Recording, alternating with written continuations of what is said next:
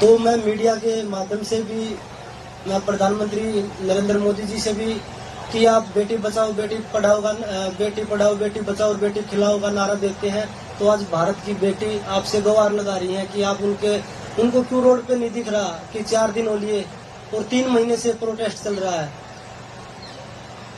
अब तक न्याय क्यों नहीं मिला। जब मेडल जीतते हैं तब सब फोटो खिंचवाते हैं, बधाई देते हैं कि हमारी बेटियों ने कमाल कर दिया। ये भी आप लोगों की बेटी हैं, ये भी पूरे भारत की बेटी हैं जो न्याय की गुहार लगा रही हैं। तो आपसे विनती करते हैं कि आप इस चीज को अपने ध्यान में लेके और भारत की बेटियों के साथ न्याय कीजिए।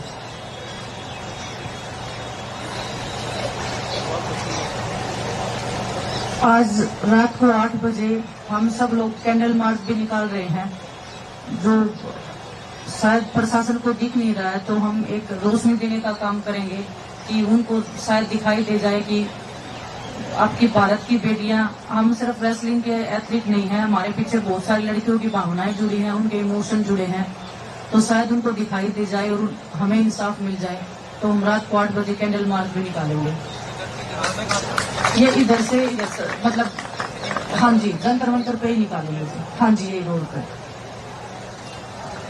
और मैं आप लोगों को बता दूं, हमने यहाँ ट्रेनिंग करी है सुबह हमारा, क्योंकि टूर्नामेंट आए हुए हैं, एशियन गेम्स है, ओलंपिक क्वालिफाई भी है, तो हम मैट लेके आए थे। पुलिस प्रशासन ने मैट को अंदर नहीं आने दिया, परमिशन नहीं दी गई। जब हम सुबह यहाँ ट्रेनिंग कर रहे थे रोड पे, तो उन्होंने बोला कि आप ऐसे ट्रेनिंग नहीं कर सकते, आपको परमिशन नहीं है। खाने के लिए जो चीजें लेके आ रहे हैं उनको अंदर नहीं लेके आने दिया जा रहा। अब सांस लेने में भी हमें परमिशन लेनी पड़ेगी क्या? खाने में, ट्रेनिंग में भी परमिशन लेनी पड़ेगी।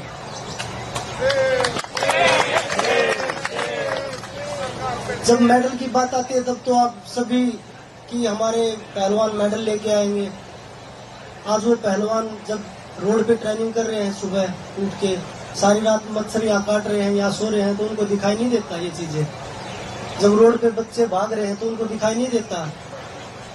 जो स्टेडियम में होना चाहिए था वो आज जंतर मंतर पे हो रहा है। तो हमें भी बड़ा दुख हो रहा है इस चीज का। और जितने आप लोग हमारा सहयोग कर रहे हैं, आप सभी का तहे दिल से धन्यवाद करते हैं कि आप लोग हमारे सपोर्ट में खड़े हैं। आप कर रहे हैं वो तो वैसे ही रिस्की हो जाता है, ये इम्पोर्टेंट ये रहे भी है, क्वालिफायर है, तो ये तो आपको इंजरी का रिस्क है। मैच आने नहीं दे रहे अमनप्रीत भाई, तो क्या करें, कुछ तो करना ही पड़ेगा, क्योंकि ट्रेनिंग से भी दूर है, अच्छे से खाना नहीं हो रहा, अच्छे से नींद नहीं हो रही, रिकवरी भी नहीं हो रही पूरी तरह।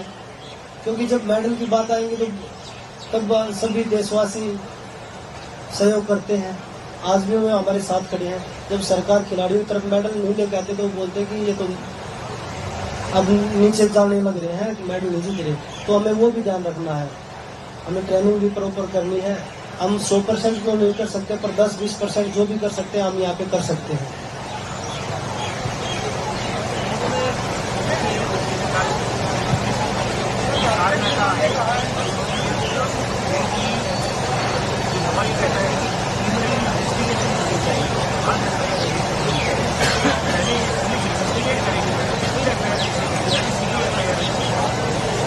मैंने जहाँ तक सुना है, हमने अपनी लीगल टीम से बात करी है, पोक्सो में तो ऐसा नहीं होता। पोक्सो में जब केस आता है तो सीधा अरेस्ट किया जाता है। मुझे लॉ के बारे में इतना नहीं पता, पर हमें उस पर न्यायालय पे पूरा भरोसा है कि खिलाड़ियों के साथ न्याय होगा।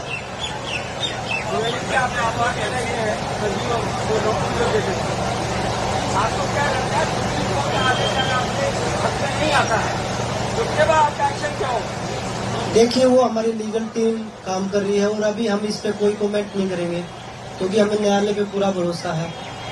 और कोई भी लड़की जब आगे आई है पूरी हिम्मत के साथ आई है, और उस दिन न्यायालय पे हमें पूरा भरोसा है कि वो हमारे साथ न्याय करेंगे। 7 लड़कियों ने भी कंप्लेंट दी है, तो वो चीजें अभी हम उस पर कुछ नहीं बोलना चाहेंगे। साथ ही आपने एक बड़ी इमोशनल अपील करी है प्राइम कमेटी को कि आप बेटी बचाओ और बेटी पढ़ाओ बेटी खिलाओ का नारा लगाते हैं। आप लोग क्या ये चाह रहे हैं कि वो आपको इस तरह आपके मेडल जीतने पर घर पे इन्वाइट किया था, बातचीत में पूछना था, इसी तरह से आज भी आपको बुला करके आपकी बात हुई, यही आप चाह रहे हैं? हाँ, बिल्कुल यही चाहते हैं हम कि एक बार कम से कम मैं बुला के हमारी बात तो सुनो। हमारी मतलब जो हम सच्चाई बोलना चाहते हैं कि आप तक उन तक नहीं पहुंच रही हो, तो वो अपनी जाके उनसे बात करना चाहते हैं, हमारी बात सुनो। तो दिनेश, आपको क्या लगता है कि अभी तक क्यों आपकी इन बातों का वो ध्यान नहीं दे पाते हैं? क्या ये इस वजह से ऐसा होता है? बिकॉज सेम पार्टी के हैं और उनकी पार्टी के ऊपर भी लांछन लगता है, जब क्या आता है क्यों नहीं बुला रहे? वही जो साक्षी बता रही है कि क्या बताऊं, उन तक आवाज ही नहीं पहुंच रही हो हमारी।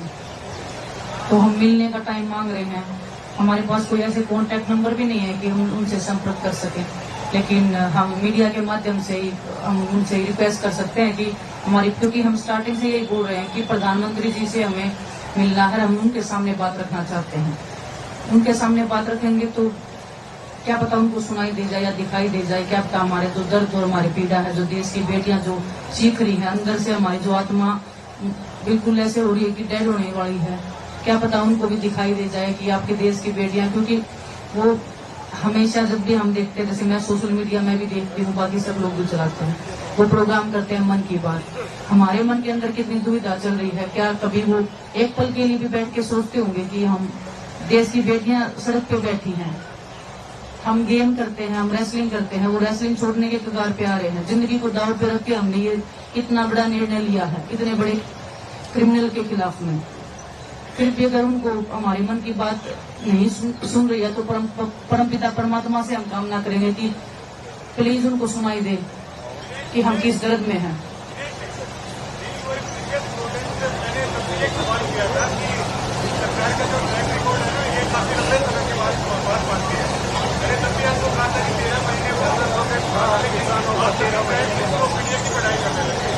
अभी भी आप तमाम लोगों की सोशल मीडिया की नीति और ट्रैफिक को मीडिया के साथ फोटो है, क्या आपको नहीं लगता कि अपने सिस्टम में आप आज भी भरोसा कर रहे हो और क्या लंबे संघर्ष के लिए आप लोग तैयार हो?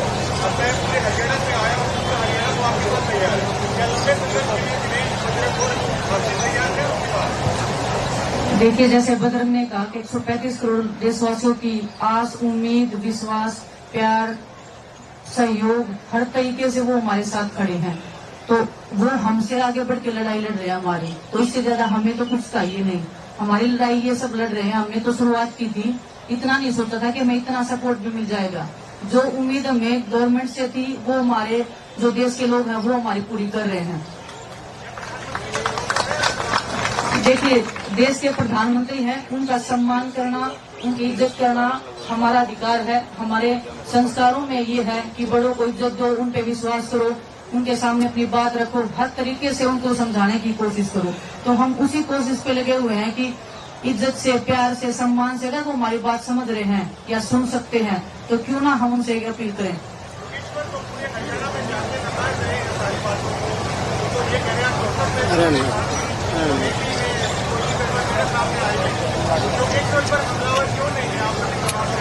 देखिए, अभी हमारे पास ऐसी कोई खबर नहीं आई, आपके माध्यम से ही पता चला है, इस पे हम कुछ नहीं बोलना चाहेंगे।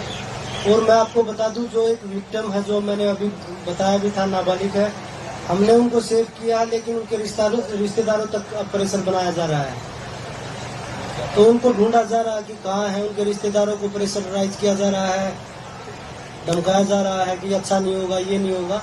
तो मैं मीडिया के माध्यम से प्रधानमंत्री जी तक, पुलिस प्रशासन तक, अगर किसी भी खिलाड़ी को कुछ होता है तो उसके जिम्मेदार आप लोग होंगे।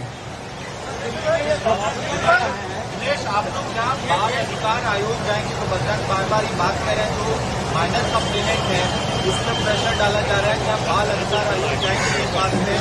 क्या पता, मुझे लगता है कि इसीलिए एफआईआर नहीं हो रही होगी, उस बच्ची को दबा के कैसे भी करके पीछे हटाया जाए, इसलिए प्रेशराइज किया जा रहा हो। बाल अधिकार आयोग जाएंगे, क्या आपको लगता है वो सही गलत होगा? वो सेफ जोन में, हम भी चाहते हैं कि वो सेफ जोन में रहे, क्योंकि इसलिए हम सामने, हमें ये नहीं पता लग रहा कि वो नाम गया कहाँ से है, उनके रिश्तेदार तक ढूंढ लिए गए हैं, तो इसके जिम्मेवार कौन है? पुलिस को कंप्लेंट दी थी, पुलिस बताएगी इसका। अगर कुछ भी, मैंने वही बताया, कुछ भी किसी भी खिलाड़ी को अगर कुछ होता है, मिस हैपनिंग होती है, तो उसकी जिम्मेदार सरकार और पुलिस प्रशासन होगा, दिल्ली पुलिस। मैं, देखिए, दिल्ली देश की राजधानी है और मैं सभी देशवासियों को पहले भी बताया कि 35 करोड़ लोगों से मैं विनती करता हूं कि आप सभी आइए। ये भारत की बेटी की लड़ाई है, ना कि एक विनेश साक्षी की लड़ाई है। ये भारत की बेटी की लड़ाई है। आप सभी एकजुट होकर आइए। अगर ऐसे ऐसे लोग हमारी बेटियों का ऐसे ही शोषण करते रहेंगे तो कभी कोई आवाज नहीं उठेगी।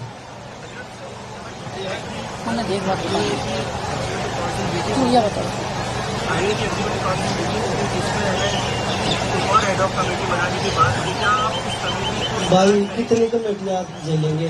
पहले जो कमेटी बनाई थी उन्होंने पूरा पाट दिया, उन्होंने तो कुछ किया नहीं। हमें खेल मंत्रालय की कोई चीज भी होती है, हमें अब भरोसा नहीं रहा।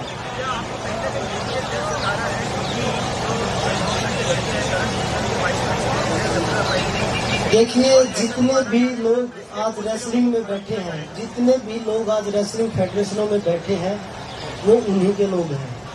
चाहे वो किसी भी स्टेट में उठा लीजिए, कोई रिश्तेदार है, कोई बेटा है, दामाद है, ऐसे ही सभी जगह बैठा रखे हैं। जो जी स्टेटों में फेडरेशन थी, जहाँ उनके लोग नहीं थे, उनको जबरदस्ती तोड़ तोड़ के गुंडे बदमाशों को बिठा रखा है।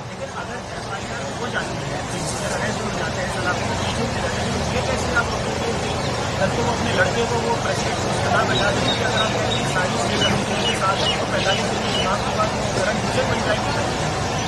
वो बात की बात है। पहले हम जो मुद्दे पे बात है वही है। हम इलेक्शन लड़ने के लिए नहीं आए। हम सिर्फ रेसलिंग को जो शोषण हो रहा है ना, उसको रोकने के लिए आए हैं। और यहाँ बैठे कोई प्रेसिडेंट के लालच में नहीं है कि हमें रेसलिंग को अपने कब्जे में लेना है। वो बोल रहे हैं ना कि भाई ये किसी लालच में आए हैं। सिर्फ हम अपनी भारत की बेटियों को बचाने के लिए आए हैं। जो उनके साथ शोषण हो रहा है उसको रोकने के लिए आए हैं। तो वो कोई भी आदमी बैठेगा वो इसी तरह से चलता रहेगा।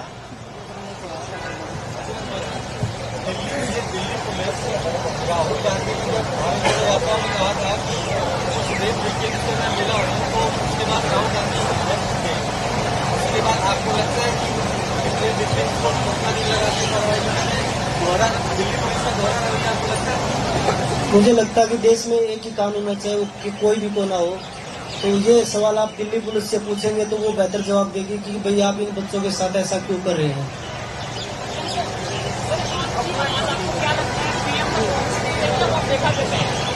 आप लोग जितना स्ट्रांगली दिखाएंगे मेरे हिसाब से उतना जल्दी जाएगी। तो आप लोगों से भी रिक्वेस्ट है, आप लाइव भी चलाइए और इनको ज्यादा से ज्यादा लोगों तक पहुंचाइए। आप सबके माध्यम से मैं एक और रिक्वेस्ट करना चाहूंगी। जितने भी ब्रजभूषण को लगाने में लोग लगे हुए हैं, उन्हीं के जैसे लोग लगे हुए हैं बचाने में, उनको सेव किया जाए ताकि उनके जो काले चिट्ठे है वो ना निकल के आए। और काफी हद तक प्रोटेक्ट करने की कोशिश की जा रही है।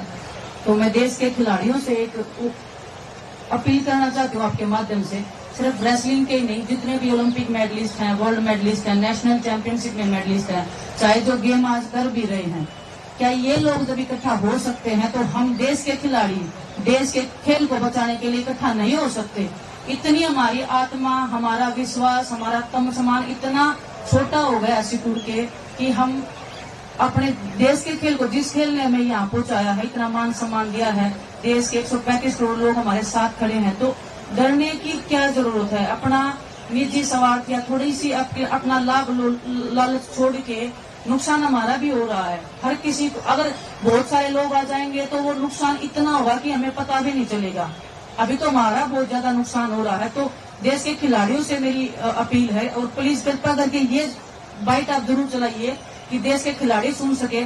शायद उनके अंदर जो डर है, जो अपने भविष्य को लेके है, हम सब आप ही के बहन भाई हैं, हम सभी आप ही के साथी हैं, उसी घर परिवार से हम आए हैं जिस परिवार से आप हैं। और हम जब एक साथ होकर ये लड़ाई लड़ सकते हैं तो हम देश के खेल को, ये लोग तो बोलते हैं कि हम देश को ओलंपिक्स में हमारा देश नंबर 10 पे आ जाएगा, अगले ओलंपिक्स में नंबर 5 पे पहुंच जाएंगे। मैं ये विश्वास के साथ कहती हूँ कि जिस दिन देश के खिलाड़ी एक साथ खड़े हो गए, एक साथ बैठ गए कि नहीं हमें ये चाहिए और हमें इन सब चीजों से निकल के हमें न्याय के साथ में लड़ना है, या हमें गलत का साथ नहीं देना है, या हमें हर एक वो सुविधा चाहिए जो हम डिजर्व करते हैं, तो मुझे नहीं लगता कि हम देश में, पूरे विश्व में नंबर 1 होने से या नंबर 1 पर पहुंचने से हमें कोई रोक सकता है। तो एक डर को छोड़ने की आवश्यकता है बस। नियम पे। आप बताइए। आया है अभी, उन्होंने हाँ कर दी है, उसके बाद सरकार की तरफ से वो आपको पास निर्देश आया है।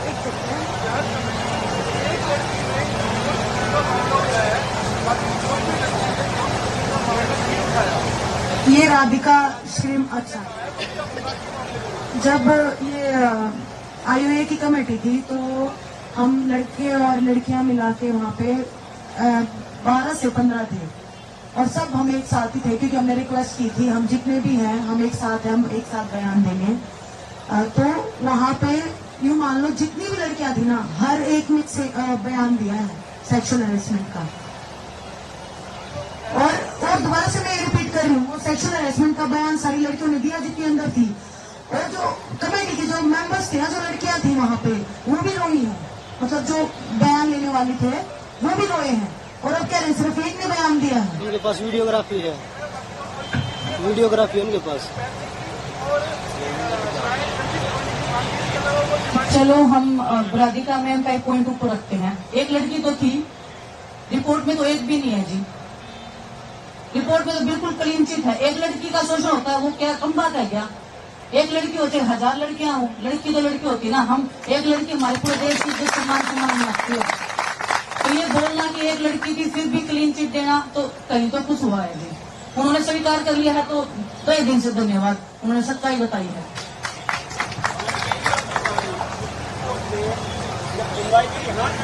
बोल दिया नहीं जी, कोई संदेश अभी नहीं आया।